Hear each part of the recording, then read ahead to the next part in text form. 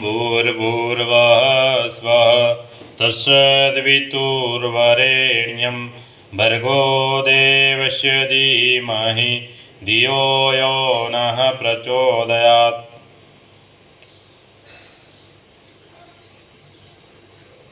इंद्रियं मित्रं वरुणमग्नि माहुरथो दिव्य स सुपर्णो गुरुत्वान् एकं सद्विप्रा बहुधा वदन्ति अग्निं यम मातरी स्वान माहु। ऋग्वेद। परमात्मानी जुदी जुदी शक्तिओने ज अनेक देवताना नामथी ओळखवामां आवे छे, पण ते एक ज छे। एटले गुण, कर्म तथा स्वभाव प्रमाणे ते परमात्मानी उपासना करो। परमपिता परमेश्वरे सर्वत्र फैलायेला छे। आ विशाळ संसार, अंतरिक्ष, हजारों ब्रह्मांड ए बधाना कणे कणमां ईश्वरनी असीम सत्ता हाजर छे। ते बधाना नियता छे, नियामक छे। ईशा वास्यमिदं सर्वं। दरेक वस्तुमां, जड़ चेतनमां, आपणा रोमे रोममां ईश्वरनो वास छे। ते निराकार परमेश्वर देखाता नथी, पण ते आपणी प्राण शक्ति छे। सूता जागता दरेक समये ते आपणी साथे रहे छे। आपणी अंदर, बहार अने चारे बाजू पण रहे छे।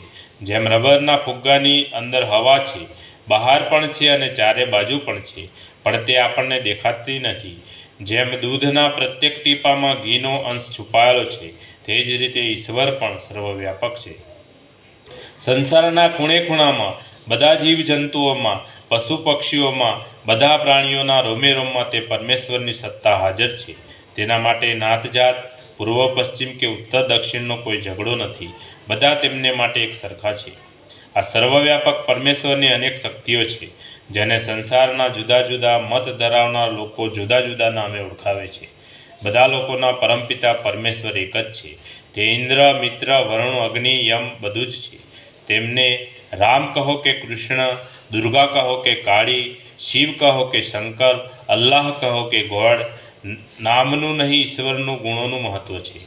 તે ગુણોને આપણા જીવનમાં ઉતારવા, તે પ્રમાણે આચરણ કરવું, જીવનમાં વ્યવહાર કરવો, એને જ પરમાત્માની ઉપાસના કહે છે। આ રીતે ઉપાસના કરવાથી, વારંવારના અભ્યાસથી તે ગુણો મનુષ્યના સ્વભાવનો એક ભાગ બની જાય છે। તે ક્રમે ક્રમે શ્રેષ્ઠતાને પ્રાપ્ત કરતા દેવત્વ તરફ આગળ વધે છે। પરમાત્માના અલગ અલગ નામોને લીધે ઝઘડો કરવો એ સૌથી મોટી મૂર્ખામી છે। એકમ સદ્વિપ્રા બહુધા વદંતી। એક જ પરમેશ્વરને વિદ્વાન લોકો જુદા જુદા નામે બોલાવે છે। તેમનું કોઈ પણ નામ લો, પણ તેમના ગુણોને પોતાના કર્મ અને સ્વભાવનું એક અવિભક્ત અંગ બનાવવા માટે સતત પ્રયાસ કરતા રહો। આજકાલ મોટાભાગના લોકો ઈશ્વરના ગુણોનું ચિંતન કરતા નથી, તેમને પોતાના આચરણમાં ઉતારવાનો પ્રયત્ન કરતા નથી, પણ તેમના નામે લડવા અને મરવા તૈયાર રહે છે, જાણે કે ઈશ્વર ઉપર ફક્ત તેમનો જ અધિકાર છે।